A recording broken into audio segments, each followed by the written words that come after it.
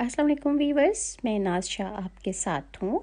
آج میں آپ کے ساتھ حضرت حزقیل علیہ السلام جو حضرت موسیٰ علیہ السلام کے تیسرے خلیفہ ہیں اور منصب نبوت پر فائز کیے گئے تھے، ان کی ڈیٹیلز آپ کے ساتھ شیئر کروں گی۔ حضرت موسیٰ علیہ السلام کی وفات کے بعد آپ کے خلیفہ اول حضرت یوشع بن نون ہوئے، جن کو اللہ تعالیٰ نے نبوت عطا فرمائی۔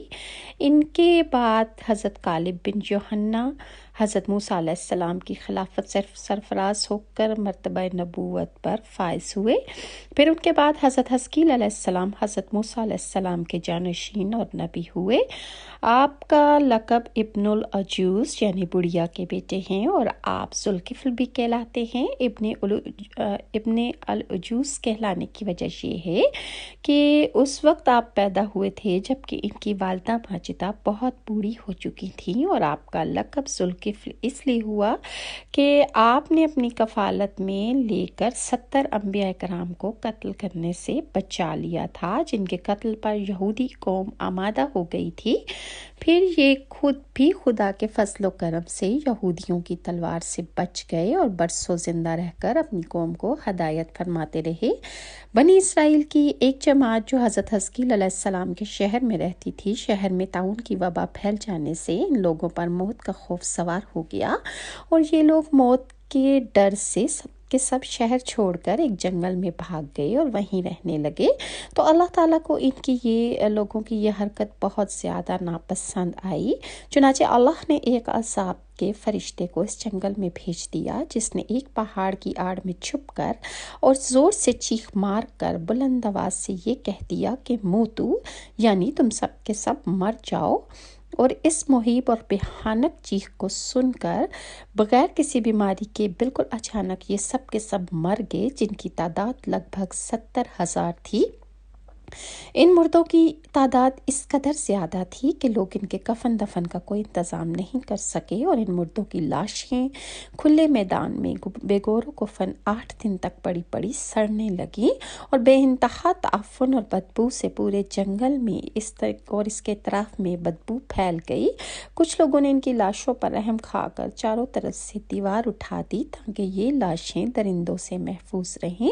کچھ دنوں کے بعد حضرت حزقیل علیہ السلام کا اس جنگل میں ان لاشوں کے پاس سے گزر ہوا تو اپنی قوم کے 70,000 انسانوں کی اس موت ناگہانی اور بے گور و کفن لاشوں کی فراوانی دیکھ کر رنج و غم سے ان کا دل بھر آیا۔ آپ دیدہ ہو گئے اور آپ باری تعالیٰ کے دربار میں دکھ بھرے دل سے گڑ گڑا کر دعا مانگنے لگے کہ یا اللہ، یہ میری قوم کے افراد تھے جو اپنی نادانی سے یہ غلطی کر بیٹھے کہ موت کے ڈر سے شہر چھوڑ کر جنگل میں آ گئے ہیں۔ یہ سب میرے شہر کے باشندے ہیں، ان لوگوں سے مجھے انس تھا، محبت تھی، اور یہ لوگ میرے دکھ سکھ کے شریک تھے۔ افسوس کہ میری قوم ہلاک ہو گئی اور میں بالکل اکیلا رہ گیا ہوں۔ اے میرے رب، یہ وہ قوم تھی جو تیری حمد و ثنا کرتی تھی اور تیری توحید کا اعلان کرتی تھی اور تیری کبریائی بیان کیا کرتی تھی۔ آپ بڑے سوز دل کے ساتھ اس دعا میں مشغول تھے کہ اچانک آپ پر وحی اتر پڑی کہ اے حزقیل علیہ السلام، آپ ان بکھری ہوئی ہڈیوں سے فرما دیجئے کہ اے ہڈیوں، بے شک اللہ تعالیٰ نے تم کو حکم فرماتا ہے کہ تم سب اکٹھی ہو جاؤ۔ یہ سن کر بکھری ہوئی ہڈیوں میں حرکت پیدا ہو گئی، اور اللہ کے حکم سے ہر آدمی کی ہڈیاں جمع ہو کر ہڈیوں کے ڈھانچے بن گئے۔ پھر یہ وحی آئی کہ اے حزقیل علیہ السلام، آپ اللہ سے فرما دیجئے کہ اے ہڈیوں، تم کو اللہ کا یہ حکم ہے کہ تم گوشت پہن لو۔ یہ کلام سنتے ہی فوراً ہڈیوں کے ڈھانچوں پر گوشت پوست چڑھ گئے۔ پھر تیسری بار اللہ کی طرف سے یہ وحی نازل ہوئی کہ اے حزقیل، اب یہ کہہ دو کہ اے مردو، خدا کے حکم سے تم سب اٹھ کر کھڑے ہو جاؤ۔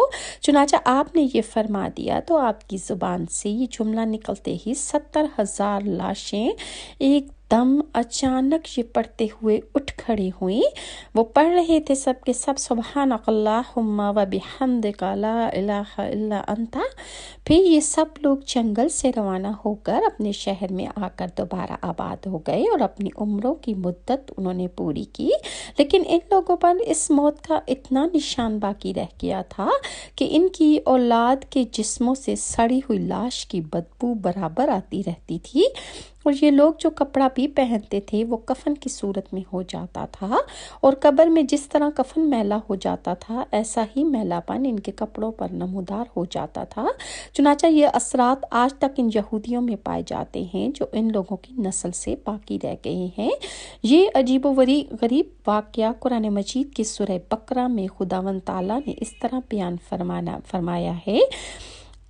اس کا ترجمہ ہے کہ اے محبوب، کیا تم نے نہ دیکھا تھا انہیں جو اپنے گھروں سے نکلی اور وہ ہزاروں تھے، اور موت کے ڈر سے تو اللہ نے ان سے فرمایا مر جاؤ، پھر انہیں زندہ فرما دیا۔ بے شک اللہ لوگوں پر فضل کرنے والا ہے، مگر اکثر لوگ ناشکرے ہیں۔ بنی اسرائیل کے اس واقعے سے ہم مندرجہ ہدایت ملتی ہے کہ آدمی موت کے ڈر سے بھاگ کر اپنی جان نہیں بچا سکتا، لہٰذا موت سے بھاگنا بالکل ہی بیکار ہے۔ اللہ تعالیٰ نے جو موت مقرر فرمائی ہے وہ اپنے وقت پر ضرور آ کر رہے گی، ایک سیکنڈ نہ آگے نہ پیچھے۔ موت کا جو مقررہ وقت ہے وہ اسی ٹائم پر آنی ہی آنی ہے۔ ایک قصہ روایت ہے کہ بنو امیہ کا بادشاہ عبد الملک بن مروان جب ملک شام میں طاعون کی وبا پھیلی تو موت کے ڈر سے گھوڑے پر سوار ہو کر اپنے شہر سے بھاگ نکلا، اور ساتھ میں اپنے خاص غلام اور کچھ فوج بھی لے لی، اور وہ طاعون کے ڈر سے اس قدر خوفزدہ اور ہراساں تھا کہ وہ زمین پر پاؤں تک نہیں رکھتا تھا بلکہ گھوڑے کی پشت پر ہی سو جایا کرتا تھا۔ دوران سفر ایک رات اس کو نیند نہیں آئی تو اس نے اپنے غلام سے کہا، تم مجھے کوئی قصہ سناؤ۔ تو ہوشیار غلام نے بادشاہ کو نصیحت کرنے کا موقع پا کر یہ قصہ سنایا کہ ایک لومڑی اپنی جان کی حفاظت کے لیے ایک شیر کی خدمت گزاری کیا کرتی تھی، تو کوئی درندہ شیر کی ہیبت کی وجہ سے لومڑی کی طرف دیکھتا بھی نہیں تھا، اور لومڑی نہایت بے خوفی اور اطمینان سے شیر کے ساتھ زندگی بسر کرتی تھی۔ اچانک ایک دن ایک عقاب لومڑی پر جھپٹا تو لومڑی بھاگ کر شیر کے پاس چلی گئی، اور شیر نے اس کو اپنی پیٹھ پر بٹھا لیا۔ عقاب دوبارہ جھپٹا اور لومڑی کو شیر کی پیٹھ پر سے اپنے چنگل میں دبا کر اڑ گیا۔ لومڑی چلا چلا کر شیر سے فریاد کرنے لگی تو شیر نے کہا کہ اے لومڑی، میں زمین پر رہنے والے درندوں سے تیری حفاظت کر سکتا ہوں، لیکن آسمان کی طرف سے حملہ کرنے والوں سے میں تجھے نہیں بچا سکتا۔ یہ قصہ سن کر عبد الملک بادشاہ کو بہت عبرت حاصل ہوئی، اور اس کی سمجھ میں آ گیا کہ میری فوج ان دشمنوں سے تو میری حفاظت کر سکتی ہے جو زمین پر رہتے ہیں، مگر جو بلائیں اور وبائیں آسمان سے مجھ پر حملہ آور ہوں گی ان سے مجھ کو نہ میری بادشاہی بچا سکتی ہے، نہ میرا خزانہ، اور نہ ہی میرا لشکر میری حفاظت کر سکتا ہے۔ آسمانی بلاؤں سے بچانے والا تو اللہ کے سوا اور کوئی نہیں ہو سکتا۔